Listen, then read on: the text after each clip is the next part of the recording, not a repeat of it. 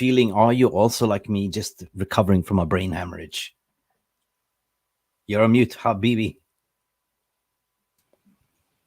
Sorry. Oh yeah, you I say, lost oh the my speech. God, my palms are sweaty. This was a heart attack waiting to happen. It was awful watching this game. I was so nervous at the end, but Me too. finally we pulled it through. We won the game. That's the most important thing. 3 points. I will try to look at the positives. I can be negative, but I won't. No, Let's no, let's no. I let's mean, let's, let's be happy we won. I am so happy. It's a massive 3 points, and I do like Jose Mourinho. Respect. That was a team performance. But I just thought that first half, we just never got, we were slumbering, like, I think it was nervousness. Or what's your take on it, the first half? There was like hesitant play at the back, sloppy passes. We didn't really wake up, right? It's like, I don't know. It's like me waking up in the morning without having a coffee for 1 hour.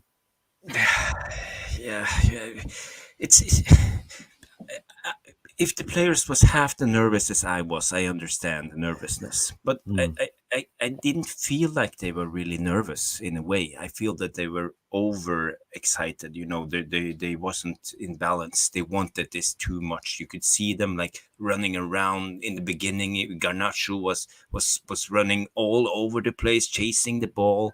They didn't play with their head. They play with their heart in a way, but not in a good way. I'm not sure how to explain it in English, but you can try. Help me out, Mick. Okay, you run without your head and your heart, and then you cannot run at all. Is that what you're saying? No, Well, seriously. No, but seriously, let's gas it up. I am super happy. Like, I am fantastically happy, in a positive way. Like, because at the end of the day, it was 3 points, and that's what we need. Like, 3 points, Jarvis. So big up to yeah. all of you that's watching. Tell me how you're feeling, like, because we have to do this.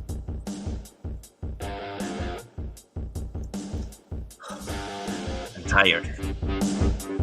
Let's gas it up, people. Smash that like, raise your glass, whatever you're drinking. We have Jay waiting in the background. We have Papi waiting in the background. Manchester United scored 1-0 to amazing Varane. He hasn't scored. He didn't score last season. But guess what? He scored now, and we got 3 points. That was a big header, wasn't it, Jarvis? The header was incredible. Varane came at the perfect time and just headed it into the goal, and that was a good feeling. That was a really good feeling, but because it felt like 10,000 kilos like lifted off my shoulders. But did you see the Varane's celebration? How it meant to him? It was like, yeah, and I went like, yeah. I went like this too. Like, I couldn't help myself to celebrate. You know what I mean? It's like, uh-oh, somebody's angry. Who's that? Who? I don't know. Is it Mr. Powerlifter is in the house? Hey, Jay. Jay. Hey guys, how you doing? Good to see you all. Good to see you, Jay. Good to see you. So you probably guys now are getting drunk on a 1-0 victory at home to Wolves, yeah? Hey, what happened? Where did he go? Guys, look at that's what I would call winning ugly by any means necessary. Nothing to write home about tonight, guys. Wolves were the better side by far. Our midfield was overrun. Mason Mount was missing in action. Marcus Rashford was walking around because he wasn't running. He walked around the pitch and played like he had concussion. For me, guys, the best player on the pitch was Armand Bissaka. I love his performance. And it took a last-minute ditch block from Scott McSideways to secure the points for me. I think, guys, we got lucky. We got away with it tonight. I mean, that's really what I want to discuss. And I know you're probably going to say, well, there's another 37 games and we can't go in hard. But after 6-7 preseason games, to turn up to Old Trafford to a Wolves team managed by a sacked Bournemouth manager and stutter and stammer to a 1-0, not good enough.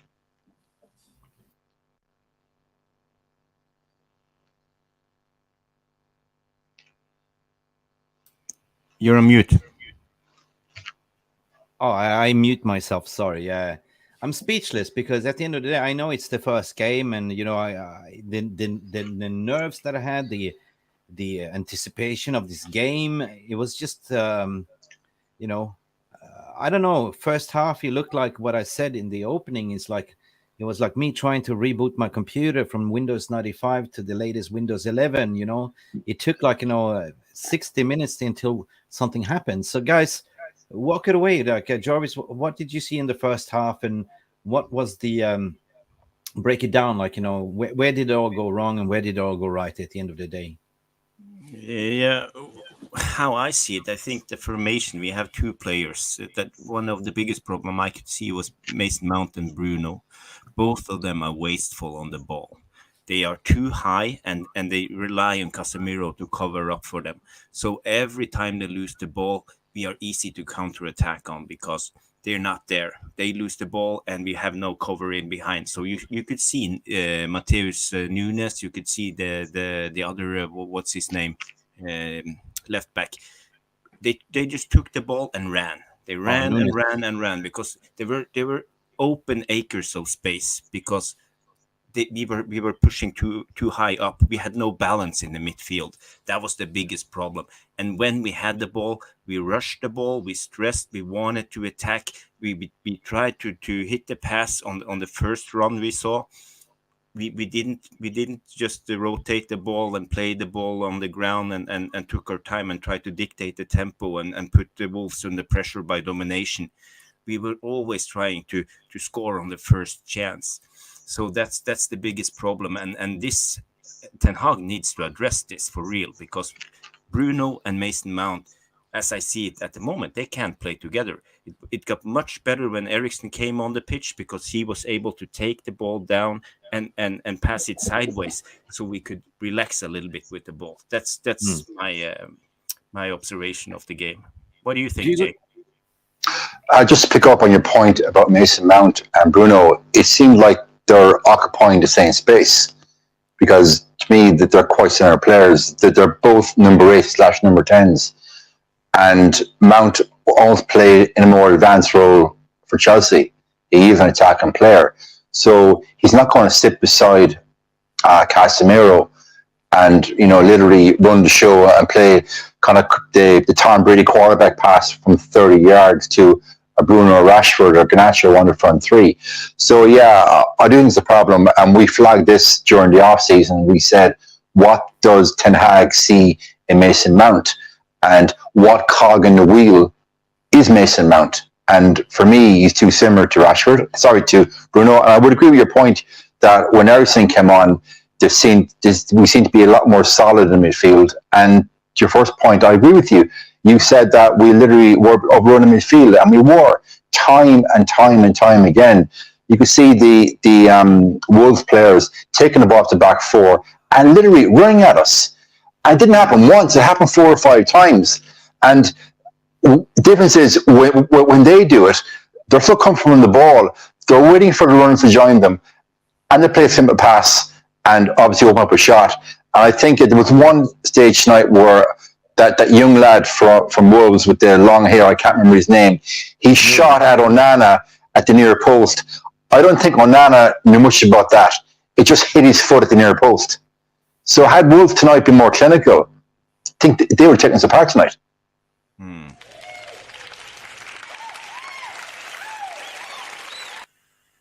Absolutely, I agree with you. But let me bring in more power to this discussion. What will we do without the energy of Aubrey Football Power Hour? Puppy, how are you doing? Just showing the energy that we won the 3 points, but all I can say is thank you, VAR. Yeah. Who's VAR? VAR, my friends troll me sometimes saying Varchester United, but today we were saved by VAR. We were also saved by the atrocious finishing of Sarabria and Mateus Cunha. And if it wasn't for them and how wasteful Wolves were, just as Jay was saying, we would be 4 goals down. Yeah, they couldn't finish the dinner, so all it needed for them to have another Weghorst in, and that'd be a 5 course meal. But yeah, we got lucky, to be honest. You know what I mean? So yeah, but 3 points, Poppy, 3 points. That's all we needed, right? I mean, but we didn't want them this way. I mean, I'll take them anyway if it's 3 points. But at the end of the day, it's like this is not a nice way to. We played the most matches in preseason. So we should be up for the fight. We should be physically conditioned. But some of those guys look like they were still in preseason. Some of them look like they're still in America. Well, there was just some when we didn't have the ball, we had passengers, guys standing stationary like poles, stagnant, not moving, not covering positions. And then sometimes when we had the ball, it's almost like there was a little bit of a lack of cohesion between this what the attackers and the midfielders are doing. Mason Mount, Bruno Fernandes underhits the pass, overhits the pass. It was just distasteful to watch.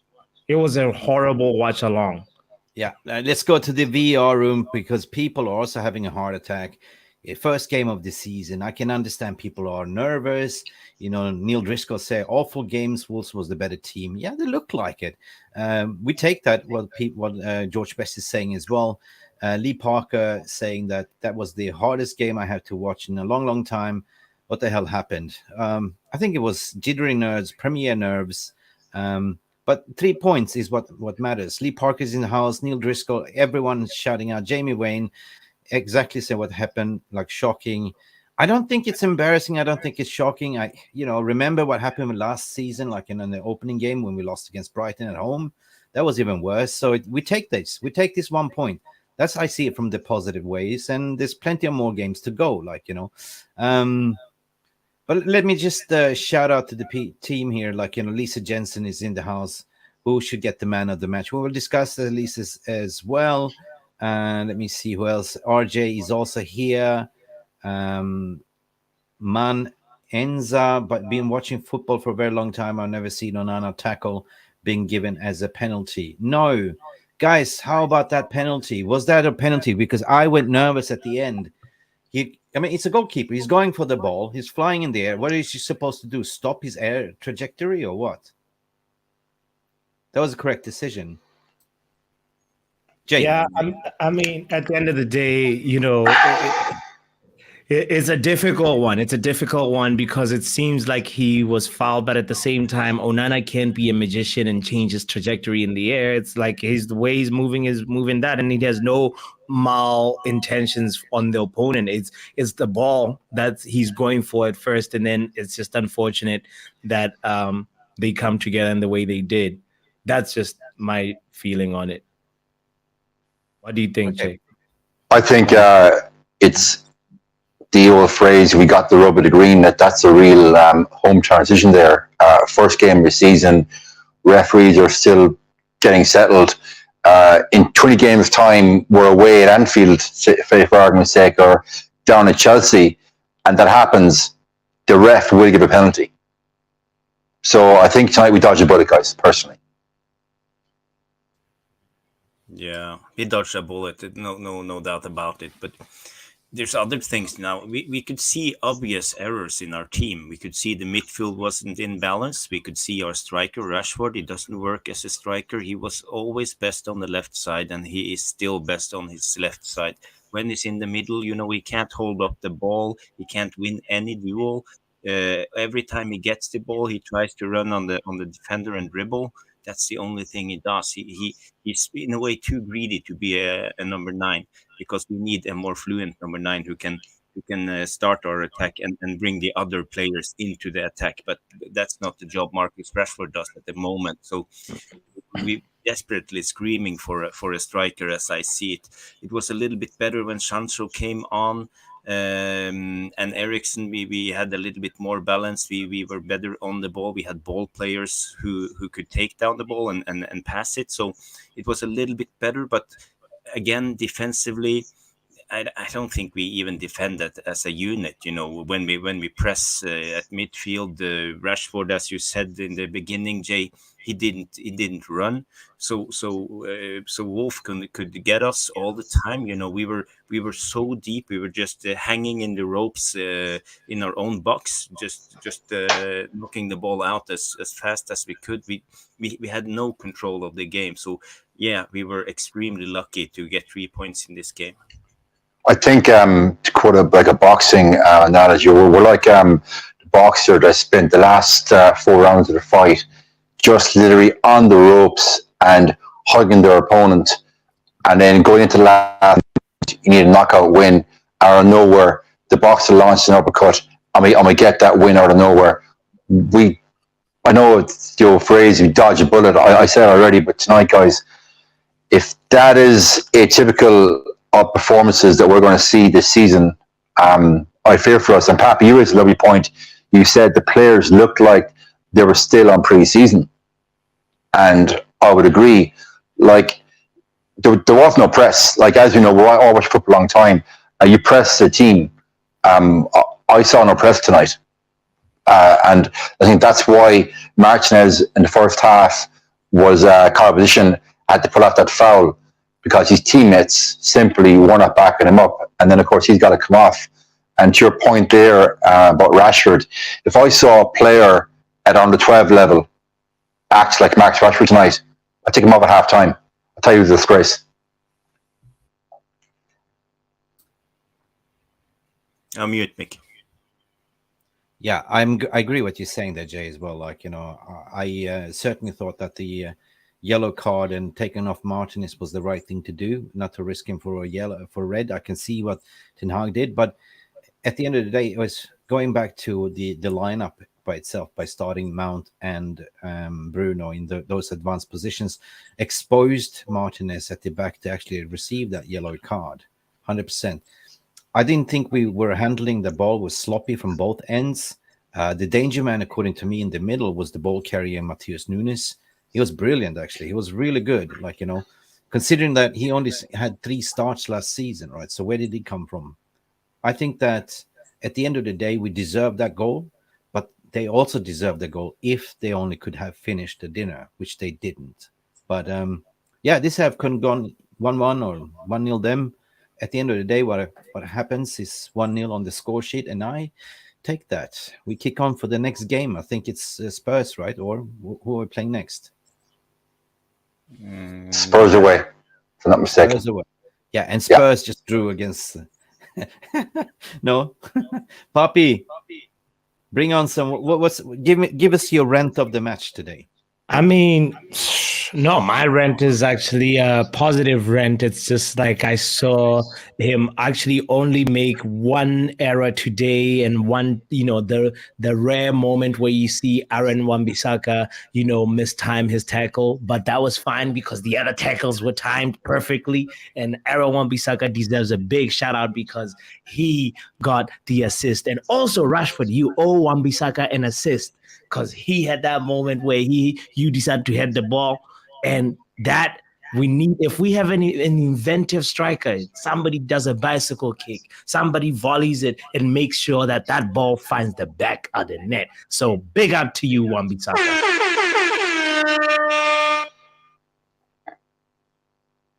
Oh, you're muted, Mick. But yeah, Jay, I guess that's what you were saying. Jay has we're playing the rant here. Okay, so Jay, what's your rant? Well, I think I went hard already on Marcus Rashford.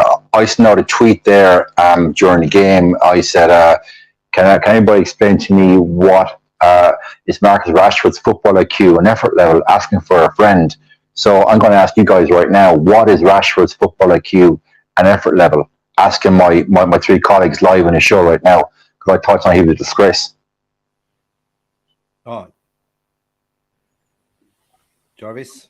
Yeah, to answer when it comes to Marcus Rashford's, I don't know, football IQ level, I know for me, I think he has his strengths, but he has his obvious weaknesses too, and that's one of his problems. Often he just like shuts off, and today he didn't want to run. It looks like he he's awkward. He doesn't suit the role where he is. He can't get the ball turning the right way against the goal. He's always with his back against the goal. So we're not playing on his strengths, and then we will see a bad Marcus Rashford. So in a way, that's Ten Hag's problem. He has to address it and do the right thing. I agree that Rashford can play as a striker if we play against better teams like Arsenal and Manchester City and Liverpool and stuff like that. But when we play like teams like Wolves and Nottingham Forest, and then we need another type of striker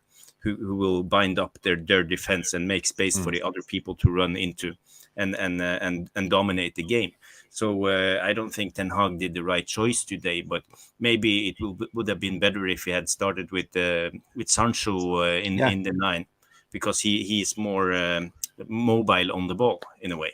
Yeah, brilliant. I go with Ramadan Ibrahim as well. Big up to you, mate. So there's no fitness in the team, and this is a point that I agree with you, Ramadan, here, to say that first half it didn't look like there was some fitness, there was some nervousness, but for me, what changed the game was actually the substitutions. That really paid off. That worked. Garnacho loved him to pieces, but he didn't get much service from Luke Shaw because Luke Shaw was pinned back very, very low. We didn't play high up the pitch for some reason. We got stuck on the own half, and we were too slow playing hot potato because nobody wants to make a mistake, according to my opinion. But the game changer happened in the second half with the substitutions, according to my opinion, gents. I don't know. I saw a different level of energy when Sancho came in, playing that false number 9, cutting in, taking on. Anthony also was a substitute with Palestri, which we also thought was a astute move. My only fear was that I saw Harry Maguire was warming up. Maybe that was his long goodbye. And I was thinking, just don't chuck him in just to say goodbye to the crowd, because we need those 3 points. And I think that Ten Hag also thought about it, to say, should I just let him say goodbye? No, I need those 3 points. Bye-bye, Harry. See you later. So at the end of the day, guys, it was not a great performance, but what I look at is the vital 3 points. Yeah. Okay. I totally agree with you. Also, the other impact sub that helped, give us a little bit more bite was Christian Eriksen. He was able to like distribute the ball a little bit better, and we were able to just get a little bit of a grip into the game. Even though I agree with you that also Sancho was really starting to create a few new problems that we hadn't been able to ask of Wolves. So yeah, just going to the VR room, Jarvis, to see what they are saying. Like Jamie Vane is getting convinced, almost said confused, but convinced Onana is called a keeper. 100%, guys. Onana, I know, Jay, you like De Gea. I also am a big fan of De Gea, but what did you see a difference with not De Gea standing between those sticks and Onana? Well, I think you guys already touched on it. I was surprised how low our line was tonight.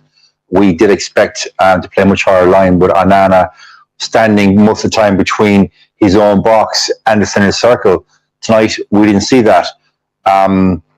Similarities to De Gea, he saved 2 or 3 with his feet. Unlike De Gea, Onana is aggressive, coming for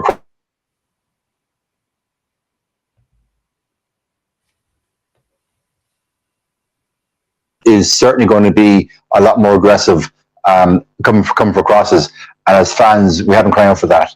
The high line, that will happen, but I think, as you already pointed out, that midfield tonight was very exposed, and Wolves dominate our midfield. But the high line with Onana, it will happen. Yeah, Jarvis, Milos Mitic said, Onana, he says Onana was the man of the match. But do you have do you agree what Jay was saying? Because there's an underlining tone that the players are not really used to playing this system with Onana as of yet. And that's why I saw them shielding. Like, Luke Shaw's position was very deep as well. I thought the first half on Wan-Bissaka was more advanced going forward than Luke Shaw. Luke Shaw was a little bit hot potato. I didn't see Luke Shaw doing that great in this match. Yeah. I'm not sure if the players were up for it. Maybe it's because of our preseason. I heard Christian Eriksen say in an interview that he was surprised that United were playing so many games in the preseason. They didn't have the time to train enough. They were too much traveling. So yeah, of course it's affected the end product if you don't get the time to train properly, because when you play one game in New York and one game in San Diego and one play in California, whatever, you move all around the state. All you do is live on an airplane, and sleep a couple of hours in an hotel, and you train on a new pitch every day, and you travel all around the world. That's a big problem. You want to be like a top athlete. Then what your life is about eating, sleeping, and preparing for the next event.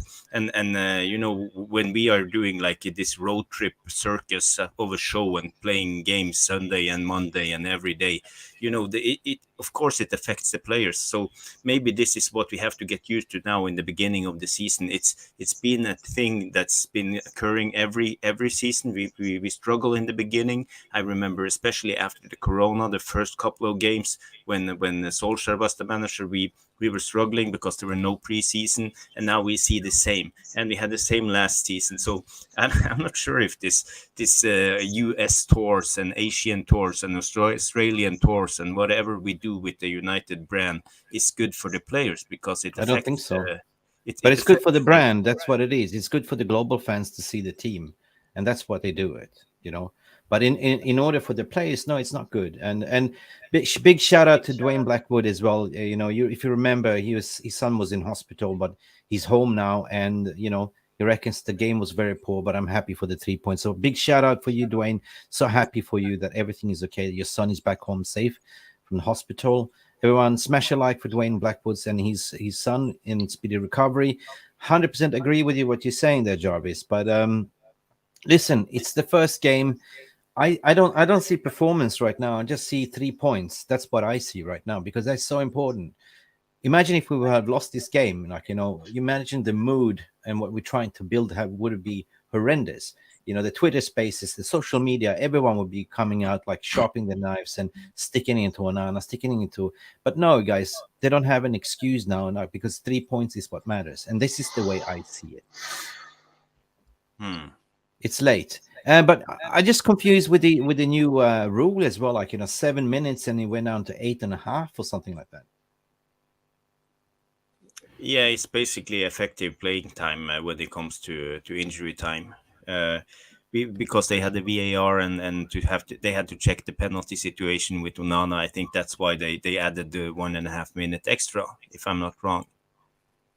Yeah. But there were several penalty situations. We had one handball too that could have gone against us, and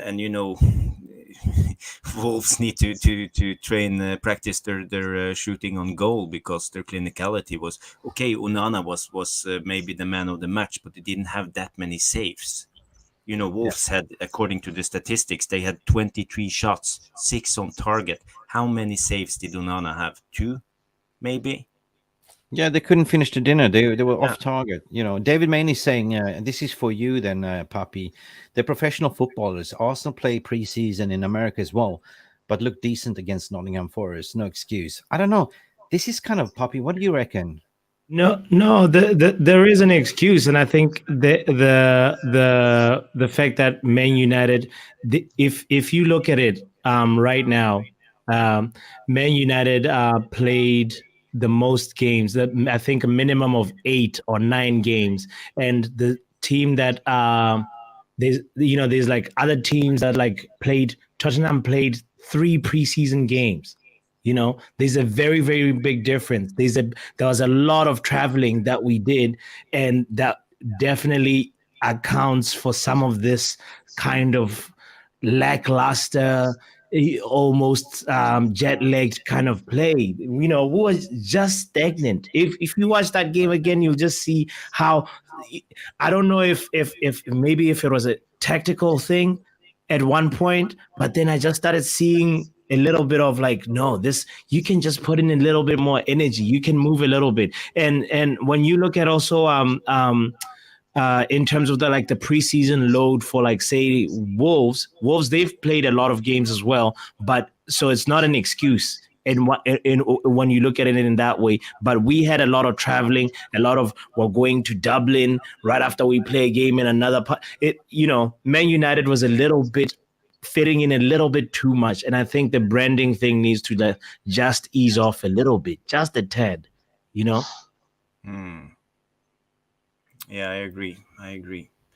So, Jay, what's your thoughts on the traveling and the preseason circus? Do you I think? think that Yeah. that's a very good description there. Preseason circus. How many preseason games did they play? Was it 8, 9 games? Started off, Yeah, I think it's about yeah. 9. So you start off in Edinburgh, then there was Norway, then there Mhm. was a tour of the States, which has its own changing time zones. So Yeah. Jarvis touched on it very well. He said, how much time do these players actually get on a training pitch? Because I remember from my times as a pro bike rider, where I was based in Spain, but you might race Monday, Tuesday, Wednesday in Spain. Then you get a flight to Belgium on a Thursday. You're racing Friday, Saturday. You come back to Spain, and then a week later you're gone to Portugal. So how much training do you actually get done? So I'm not making excuses. I never make excuses for those players, as you know. Tonight they didn't turn up, but I think there is something in what Jarvis and Pappy touched on. Yeah, no, traveling does affect you definitely, and there's a lot of games to be played still, and I'm just leaning towards the positive fact that we can see that something is brewing. We can also see that Marcus Rashford will probably need more time to get up to his form. Like players can have a slow start and warm up like it's like a horse. Like a horse, you cannot run a cold horse, right? But once the horse is warmed up and sweaty, that's where you get the best performance. And we have so much things to look forward to, like the introduction of Rasmus Højlund to the team. But second half for me just proved that Sancho is a valuable player. Like he proved that playing a false number 9 changed the game. When he came on, according to my opinion, he was more attacking and dangerous, taking on the defenders the way he did. Finding passes. Ericsson was good on his passes as well. All of a sudden, it opened up the game a little bit more because they also made mistakes in the middle. They were taking risks. I think they smelled blood. I think they went for it. They think, oh, we can win this. But it's a fatal mistake what you do at Old Trafford. Bruno Fernandes half assist almost, right? Because he assisted to Wan-Bissaka volley, and beautiful header by Varane. And I just love his celebration. Just guys remember, Varane hasn't scored. He didn't score last season, so this was his first goal for a year almost. So big up. It's very good, very good. I have something I want to talk about. It's the formation of Ten Hag, because we went out in a 4-3-3 formation as I can see it. Of course, we attack like we try to attack with the 3-6-1 or whatever. But the thing is, we basically played a 4-3-3. Last season, we always played the 4-2-3-1. And I think that affects the game. I see people are addressing this in the chat, how Bruno and Mount are playing together, but it's the all of the shape of the midfield that's wrong. And when Ericsson came in, we fell back to the old formation in a way. It was more a 4-2-3-1 as I could see it. So I think that's also affected the game in a way, because when it comes to relationships between players, where are the players? Because the game goes so fast that you don't always have the time to see where people are. You have to, like, on instinct, play the ball in a way. And when you're used to playing one formation and you suddenly change it up, it's difficult. So if Ten Hag is going to imply this 4-3-3 formation this season, we have to give it a little bit of time, because as we said, they haven't had enough time to train or implement it. Oh, mute Mick. I just mute myself because I don't want to have echo, so I forget to unmute myself. So I do apologize. ITNT is saying, like, Sancho's style is invaluable in this squad. He's calm. It's a different Sancho that I see, ITNT, to be honest. Like, he does make a difference. And the fact that he's rumored to leave Manchester United, I don't believe it, to a West Ham or to a Aston Villa. I don't think so. He's too valuable. But to go on your point, what you're saying there, Jarvis, I think that Ten Hag knows that certain players are not ready. He said it in the pre-match interview, second embargo, that everyone needs to be up to the same levels and standards and the rules and principles, and that's why he's not playing the likes of the new recruits, like what's his name, Rasmus Højlund. However, Mason Mount has been part of since the preseason, so he was very good off the ball, but to play both him and Bruno, it's proven that it's not going to work not in this position. Maybe he thought that, okay, we're going to play more attacking, we're going to have more possession, but the overall, I think he was surprised by the way they lined up and how they were brave and press us. Lucky for us that they didn't capitalize at the end of the day, because they had chances. But I want to talk about the man of the match as well. I want to see who the man of the match is.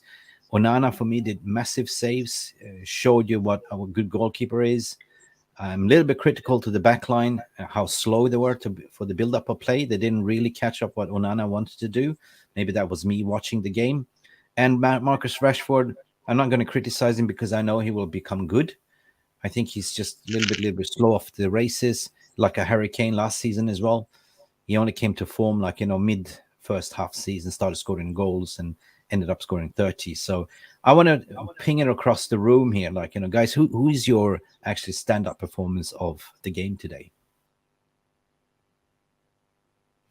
Before we address the standout in a positive way, can I just address a standout player that I want to ping back to the room and say, there's a guy called with our number 7 shirt who has 0 aerial duels won, 0 crosses, 0 tackles won, 0 chances created, 0 goals, and ultimately, obviously, 0 assists.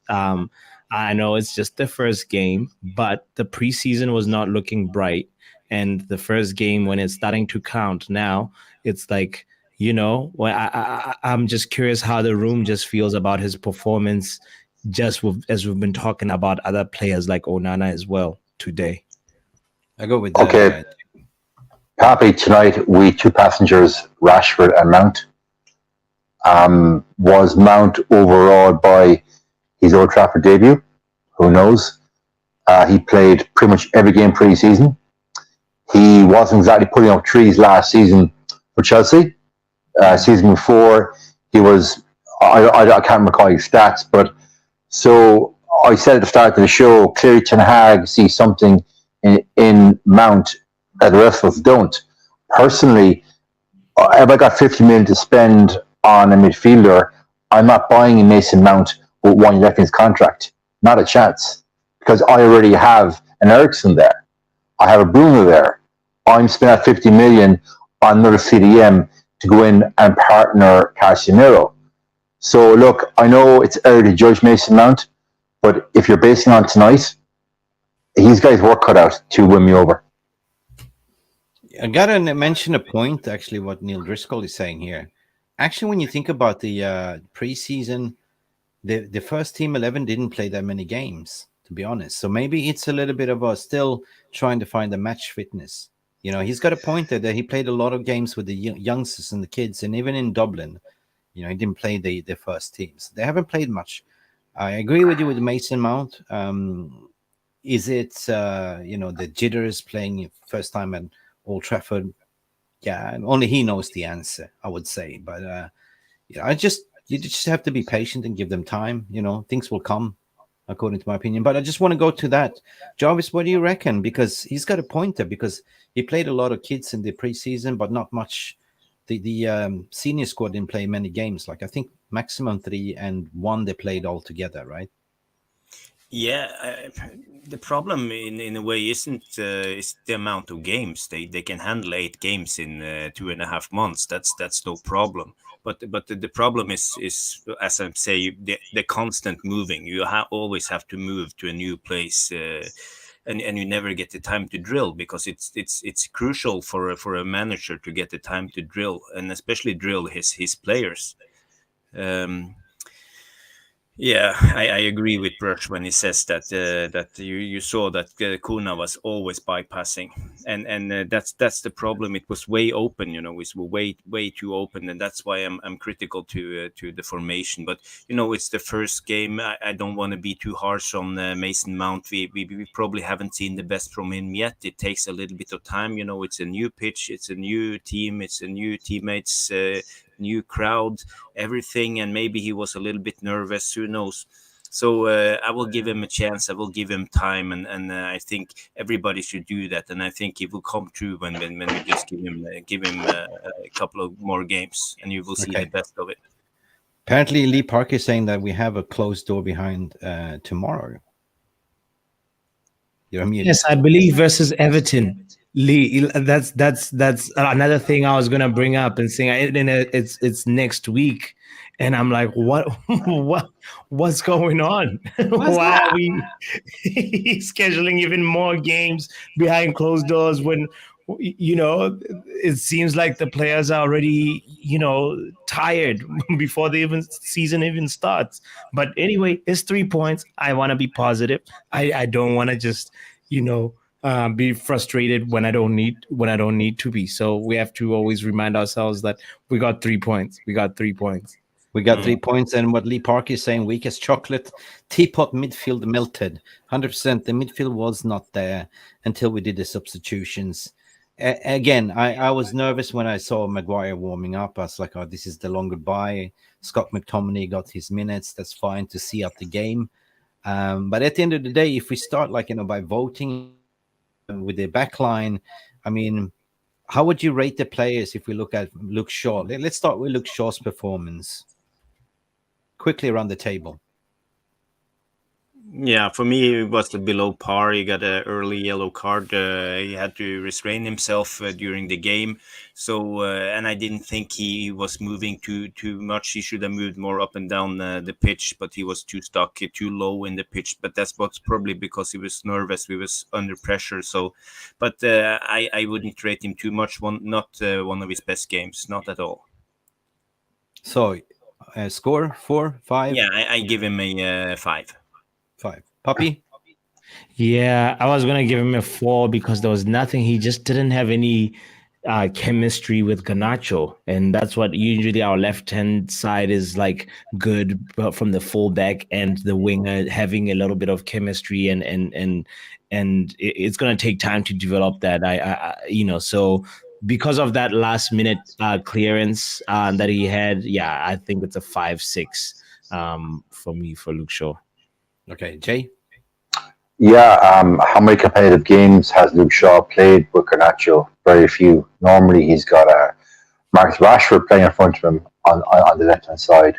So I don't want to go hard on Luke Shaw too much. He's a good lad, good pro, decent player. I rate him. So just give him 5. Move on. Yeah, 5 for me too. As I said, it ties in perfectly that I said that Garnacho never got liberated. Garnacho never got his balls in a way, and Luke Shaw was well too pinned back, like he was playing with Maguire and David De Gea. So there was moments where he was just standing there on the byline, pretty much on the sideline of the 6-yard box, waiting for Onana. And even with the guy, if we move on to the next transition, we go with Martinez. I think that was the worst performance I've seen Martinez play for Manchester United. So I will give him a 5 there as well. He was lately when he's been playing for Manchester United, he's taking too long holding up the ball too much. Like he's not transitioning the ball too fast. Not the way that I want, not the way that I used to see him. He's holding up the ball too much, holding. And maybe that's deliberately been told, but I just don't like it, Both them, Shaw and Martinez, for some reason, were not at par today. So I give them 5 as well. I don't know what you're saying, Jarvis. Yeah, when it comes to Martinez, I think you are right, Mick. When it comes to he holds the ball, but why did he hold the ball? Because the movement in front of him. The only player he had there who was open was Casemiro, because both Mount and Bruno was too high up. There was too much stretch into the team, so that make it difficult. Because we know Martinez, he wants to play the ball forward. He wants to be creative. He wants to try to help the team and do good. So I think that was one of the problems, because it's also structural problems, not only Martinez. But yeah, I agree. Martinez had one of his worst performances. Yes.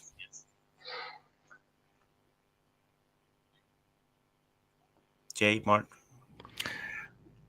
Well, I've got Martinez on the back of this jersey, and incidentally, my son got Garnacho, so I'm probably not going to be the most impartial on Martinez, but you picked up on it there perfectly, Jarvis, when you said when Martinez is in possession, he has no outlet, he has no outball, and as a centre back, when you walk out from the back, you look for an outlet. Tonight, he didn't have any. His yellow card was necessary. He took a professional foul for us. And look at this Martinez. In 3 games' time, 2 games' time, even maybe next weekend, we're going to be saying, geez, Martinez, the butcher's back, bombastic, led the line. So I'm going to give Martinez today just a solid 6. Okay. Yeah. I'm biased, guys. I'm biased. Yeah, no, I forgot to give him a character. I'm just going to say I gave him 5. Yeah. Yeah, I actually didn't. I mean, obviously, getting an early yellow card is not ideal. It was in the 17th minute or whatever. But as you said, Jay, it was necessary. And I didn't have a problem with his game. There was obviously the misplaced passes was a problem with the formation, as Jarvis said. Once we got to the 2-3-1, there was a little bit more passing lanes. But Leach also came off because he has an injury. So part of it also was he was probably playing with that ankle tendon injury that he has, and that's the reason why he was subbed off. So Varane just sort of said that. So we'll see how he comes back, and hopefully the Butcher is back fast. Yeah, no, 100%. I agree with what David's saying here. The Varane is the top drawer of a centre back. I mean, I'm so proud to see him header there. That's to get his goal, because last season he didn't. Right, he didn't get his goal, and to get it first game of the season in front of Old Trafford down the Stretford, and that was massive. Like, we really needed that 3 points. A big strong header, but also leads back to the 2 man of the matches, according to my opinion. That was actually Varane, and also I remember Saka. So let's start with the Varane, guys. Like, for me, Varane was top solid, top notch. I would definitely give him a 7.5. Yeah. Now maybe Papi can go first on this. Yeah. He I never saw him get caught out. He was, such a solid, reliable player throughout, and he'd draw, like, the stability that he brings to the back line is so understated. So I just want to say that was a really, really amazing performance, and the fact that he timed his how to help outnumber the opponent. Gaining numerical advantage in different zones at the right zones. That's what football is all about, and that's what the tactical, our tactical prowess is all about. It's like, when are you going to dominate which zones and how? And Varane got into the right place at the right time, and that right there is for me a 9 out of 10. A 9. I changed mine to 8 then. Okay, god damn it. Jay? I think if you're a kid watching football and you want to learn how to defend and not get caught under pressure and lose your head, you watch a cultured, composed defender like Varane. He's called Mr. Champions League, World Cup winner. Look, he's a natural born leader. I think he's the unsung leader in that team. I think he really, really is the unsung leader, and he's not the kind of leader that we have with Bruno, where Bruno is mouthing and moaning and histrionics all the time. Varane leads by example. And tonight, it's 0-0 at home, and him having the strength of mind to push forward at that point. And he's telling Lindelof, listen, you stay back, I'm going forward here, win you the goal, and work well, and saw the space created with the run by Wan-Bissaka to win the header. That's leadership. And also, it's years of experience as an elite player. So 8.5 out of 10 Varane tonight. Yeah, very good, very good. There's not much to add, but he played a really good game. I like how he like holds the defense together when we are under extreme pressure. As I said, we were hanging by the ropes. So yeah, he impresses me both going forward and defending. So yeah, I give him a 9. A mute. Thank you so much. And that leaves us to Aaron Wan-Bissaka and Onana as well. So where should we start, Onana or Wan-Bissaka? Start with Aaron, if you don't mind. I like Aaron Wasaka a lot. Aaron Wasaka used to get a lot of stick under the Solskjaer era because literally Wan-Bissaka came as a super right back from Palace, played for Solskjaer, didn't get coached for almost 3 seasons, and regressed as a player. But I think under Ten Hag, we've seen the real Wan-Bissaka, and I saw him for the first time in Dublin up close. Up close, he's an absolute beast for a player. Had Varane not scored a goal, I would be giving man a match to Wan-Bissaka. I think he was fantastic tonight.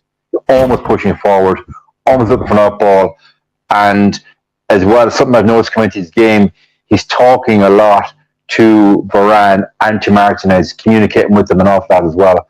So I think going forward, if Onana can start finding Armand Bissaka when he pushes up past the halfway line with his outballs, we could be a force on counter attack. Hmm. Yeah, good points, Jay. I agree, and I just want to add when it comes to Fambisaka, you could see him now. He has adapted tactically, yes, and he has adapted technically, yes, but he has also adapted mentally. Now he's Yeah. starting to be older. He's more of a Mm. leader. You see him shouting, talking to the players, and that's really impresses me. So I'm really happy with Aaron Fambisaka. I give him an 8. Okay, an 8. I I'm have to also give Wan-Bissaka to an 8, a 9, because he created in the first half. He created our only standout chance, really, and then in the second half we got the assist, and he should have had 2 assists. I don't understand why Milos wants to say 7.5 and Roger says 6 for Wan-Bissaka when he is one of our standout players. All I'm gonna say is Dallo, you better learn how to tackle now, because it's going to get even harder to get in front of that guy. Yeah, guys, brilliant, brilliant. I agree. Guys, vote for the man of the match. We have 3 contenders. 1 is actually for Varane, 2 is for Onana, and 3 is for Aaron Wan-Bissaka. I want you to engage, and we will come to Onana as well. I give a Onana a 8 as well, for sure. I give them both 8s. I give Aaron Wan-Bissaka also an 8 because it was outstanding. Aaron Wan-Bissaka is the much improved player out of them all under Ten Hag, according to my opinion. Coming back in January, a lot of fans wanted him out, wanted to send him out alone or sell, but he rose to the challenge, and that's what we said. Ten Hag gives them second chances, sends them a way to improve. If you don't improve, off you go, out you go. And that's what probably you saw, Maguire, he went for a personal training 3 weeks, did Rocky Balboa, came back, nothing's changed, at least. Sancho did change, Aaron Wan-Bissaka changed. We saw the fruit of Ten Hag's man management. But yeah, for 100% for me, Onana, such an improvement. Definitely, I love De Gea, but there was mistakes in De Gea as well in terms of distribution. But now we've seen the shot stopping ability of Onana as well, with the ability to play off the ground as well. I mean, he pinged a beautiful pass to Garnacho on the left. Oh God, I remember that ball as well. So it was beautiful. Onana for me, 100% an 8 as well. I will pass it down to you guys as well. Yeah, I can go Yeah. first. When it comes to Onana, sorry, Papi. I'm just saying Onana. He was good, but he didn't have that many saves, so it's like hard to judge him when he was starting to play from behind. He was good. He didn't pass the ball wrong. Um, but I would like the defenders to be more involved in the build up, because I think he was trying to pass it long too many times. Yeah, I give him an 8. It was a very steady performance from Onana. Okay. Edward Reed's mentioning a valid point, guys, before I continue. The Aaron Wan-Bissaka seems to be a natural fit. Some people have that in sports, 100%. Just take one example, like, Adama Traore, he's natural fit, like, or is he doped? Jay, what do you reckon? Baby trainer Ama. I would definitely want to be getting not a urine test, but a blood test from that chap, because there's no way a pro player carries that amount of muscle mass and that low body fat levels. It just don't happen. Was it taking some SARMs or something like that? Or we're on a YouTube forum, so I'm not going to get us into any legal bother. But I would definitely like to see. Any illegal stuff. I'd like to see some blood testing from that chap. Okay. So we're done with Onana, or are we missing Football Power? Did you give your? Yeah, I think Onana made a lot of saves, but they were decent saves, routine saves you'd expect to make. Some of them were straight to him and stuff. But the thing about it is there's a certain breath of confidence that he that he exudes. I don't know if you guys could feel it. I was not worried. There was just something about he's bringing in that confidence and that spirit that I think like we really need in the defense. So penalty claim aside, that Jay rightfully said we got away with one there, but I have to give him a 9. I'm giving out 9s because guys, we got 3 points today. We got 3 points. Okay. Usually I'm very positive, but today I'm a little bit laid back and let you lead the line with the positivity. Okay, 9 for you, right? So, guys, I don't want to go into the midfield. I don't want to go into the rest and voting, because for me, solid the man of the match contenders is basically Varane, Onana, and Aaron Wan-Bissaka. I can't give Bruno any score other than 5. I can't give anyone 5, 5, 5, 6. They were not at the races, according to my opinion. But I got to give 10 points to the streaker that ran out and saved the game at the end. Yeah, that was a game changer, right? They were just attacking us, and the streaker came in. So brilliant. Thank you. That was the man of the match.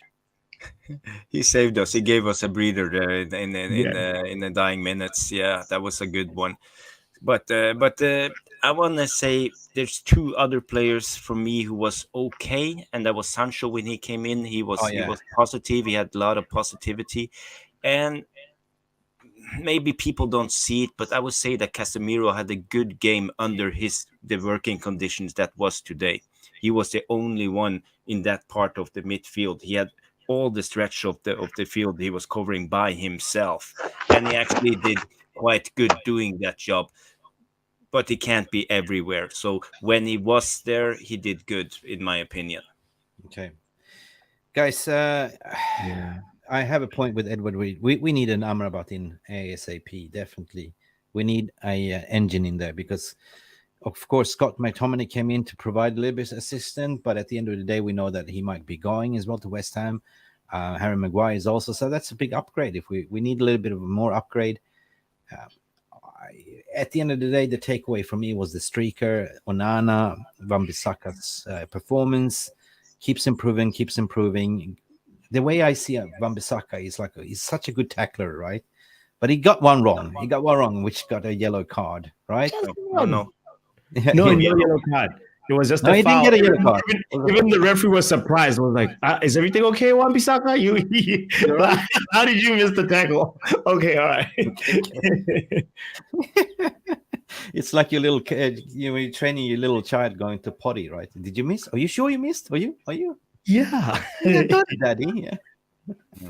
To be honest, so I don't know. We got to sort of give it call a spade. Who is the man of the match, according to your opinion, before we close the shop? Can we agree? Yeah. Some people think Onana. Even the BR room is undecisive. For me, it's Varane because he scored a goal, but it's a tight race between those 3, I would say. I give Varane. For me, number two. I mean, yes, Varane got us the 3 points, but then Onana brought the 3 points home. Yeah, true. Onana, what's my name? Jay? Yeah. I think we're over egging on a little bit, guys, on Onana. I think as Roy Keane would say, you don't go and thank the postman delivering the post. Did his job, lads, no more, no less. For me, it's got to be. I know Varane got the goal, but Wan-Bissaka was instrumental in that goal. So I'm going to go with Wan-Bissaka. And I suppose it's testament to the performance that it goes down to the centre back, the right back, and the keeper for man of the match. So that really shows the bigger picture of that game tonight. I changed my mind. I go with you, Jay. When I think about it, when I saw this, that Edward Reed is mentioned, that I forgot that Onana, I remember Saka gave the assist. Yes, he was a beast. It's a tight race because, yeah, Varane scored the goal. Onana was superb as well, made a difference. But I don't think the players really understand as of yet how to play the high line with Onana as a goalkeeper. But Wan-Bissaka is the most improved over the last season and keeps improving going forward. I think for me, it's Aaron Wan-Bissaka, 100%, Jay. I changed my mind. All right, guys, I have to change my mind as well. It is Wan-Bissaka. You know, if you do your job and other people don't do your job, that job, it's not your fault. You know, he did his job twice. And Rashford, you owe Wan-Bissaka an assist. That's just fair and square. It's like he found a pinpoint cross to Rashford's head, and Rashford is the one who decided not to score. So yes, Wan-Bissaka deserves it. It seems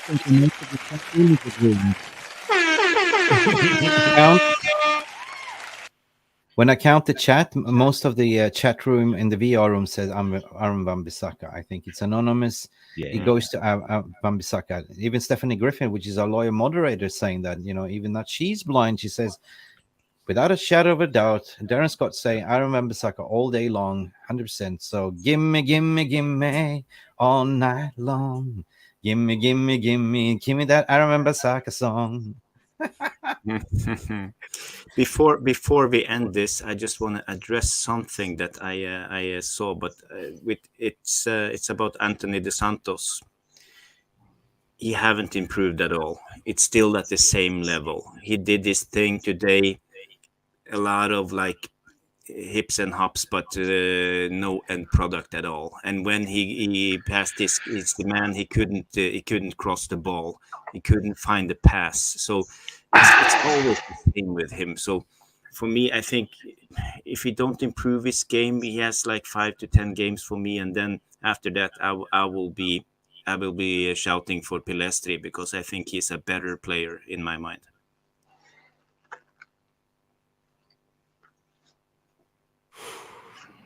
Yeah. What do you think, Jay, about Anthony? Look, it's a fair point. He's been labelled a show pony by many elements of the fan base, and I would agree with what you said there.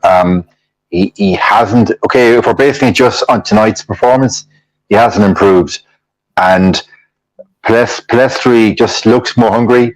He's more direct. Pilestri's your old school winger, wants to beat his full back by crossing the box. Whereas Anthony, he's very one-footed, as we've seen. And I think defenders sussed him out very, very fast. You got to give him maybe 5-6 games. Jarvis, I agree.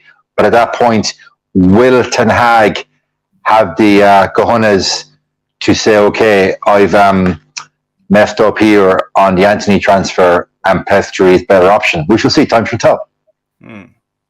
Yeah, Pilestri, when he came in, I mean, I said the positive of this match was the substitution. You know, it's a positive headache for Ten Hag to see, like, you know, the Sancho, which everyone was slagging, even we were doing a show, what should we do with the broken Sancho? We have the answer. We have the answer of Pilestri.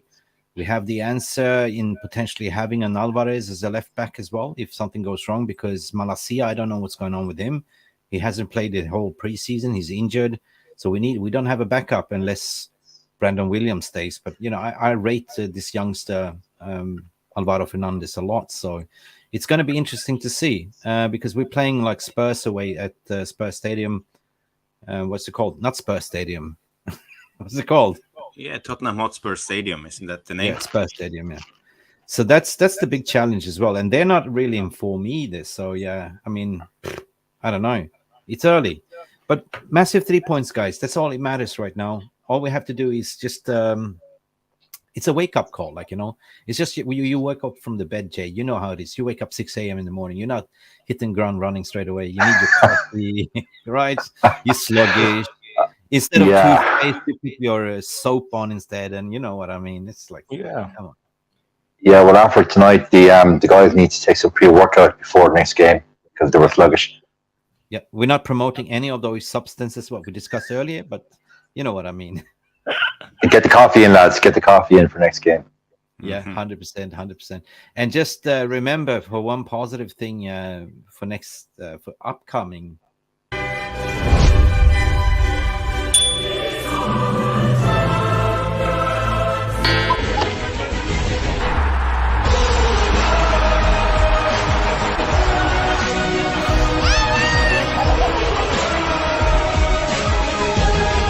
Where's the next year? Istanbul or where? Chelsea fan. Yeah. Book the hotel. Put it in the diary, yeah. He's gonna pull more than his hamstring this transfer market, because Chelsea looks like they robbed him from his first targets. They don't have any midfielders. They what do you call it? That Shakespeare? What's that? Romeo, Arthur, Romeo, what Artio, Romeo, right? So it looks like Chelsea's gonna hijack the Romeo Lavia deal as well.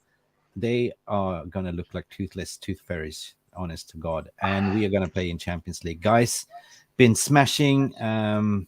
What do you reckon? Has it been a good stream? Has it been a good overall? Like, I know we didn't play well, but you're still happy with 3 points? Yeah, the thing is, I think we were too confident. People were talking about 3-0, 4-0, 5-0. Everybody thought we were going to win this game. Easy. Everybody except Poppy. Yeah, but that's the way it is in football. You're right. There's no easy games, and we will soon experience that. Okay, guys, I have to raise my hand up. I have to raise my hand up because I was the overconfident one. I came into the, to the watch along, and I said, "Poppy, what are you drinking in your coffee? Get out of your negativity," right? I remember I said that, 3-0. What did you say to me? I told you 1-0 is what it's gonna be. We got to give Poppy his Snickers, a load of Snickers coming your way, and roses. Big up, Poppy. Big up to everyone that's tuning in. Jay, he looks like he's gonna fall asleep in the couch. Thank you, Jay. I want to shout out to Jay's new microphone. Honest to God, crystal clear sound, Jay. Big up. You just bought a new one. I see it here. Yeah, it's like a old mic from TV where you go into a studio and they mic you up, little girl's microphone, but it'll do the job. Now you have better sound than us. It's like, what's going on here? No, guys, brilliant. I will get you back the night. Good night, everyone. And tomorrow I will be off because I need to spend time with my wife because she'll be flying away for a month and a half. So I'm going to be alone for 1 month and a half. More streaming. More streaming after that. So other than that, we see you on Wednesday, I guess, because we have a show on Wednesday as well. So we started the Fantasy Premier League football, so we're going to review how we're going there. I picked the team. I see, Jay, you're doing smashing fine in the table as well. Look, it's a long way to go, but I think already Jarvis and I are going to have a ding-dong battle. Mike Jarvis, it's going to be ding-dong rough too. I just know it is. Oof. No I way. didn't do well. I chose Bruno as captain, so I only got 6 points on my captain, and everybody had Haaland. So, Jay, but we will get back to that later. Yeah, Jay, of course. Jay, when you say ding-dong battle, do you mean this? You have the ring, and I see you. Who's got the biggest Schwartz? Nice, something like that. Yeah, something like that. But yeah, I'm looking forward. I know Jarvis. We spoke previously. You're a big fan of it. You've been playing for years, so I think it's going to be a good battle between us. I'm looking forward to it. Of course, it's all friendly rivalry. It's all good fun. Yeah. Listen, guys, we got to close the shop. It's late where I am. It's 20 past midnight. I'm tired. It's been a long day. We've done 3 streams today. Poppy is also tired. He's been sitting there, watch along. Big up to all of you. Big up for tuning in. Don't forget to smash that like button down below. Get this video up to 100 likes at minimum. But just stay beautiful, people. Stay positive. We kick again. We've got 3 massive points, and we're playing Spurs over the weekend as well. Next weekend, is that all? Yeah. Yeah. Saturday. Guys. Yeah. So big up to all of you. Big up to Jarvis Cocker. You can find him there on Twitter as well at Bowley77. Same with me. Same with Poppy as well. Power Hour and Jay as well. Good night, people, wherever you are, and wake up smiling tomorrow because we got 3 points. Been Mick Ruby, Jarvis Cocker with Jay Daly and Power Hour. Good night, people. That's all for us. Peace, love, and Onana. 5,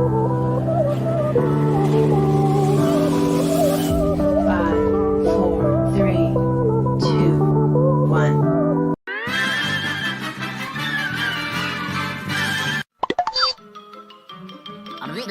That's all, folks. Thank you so much for stopping by and watching MUFC Realist TV. Don't forget to like and subscribe and follow us on the socials.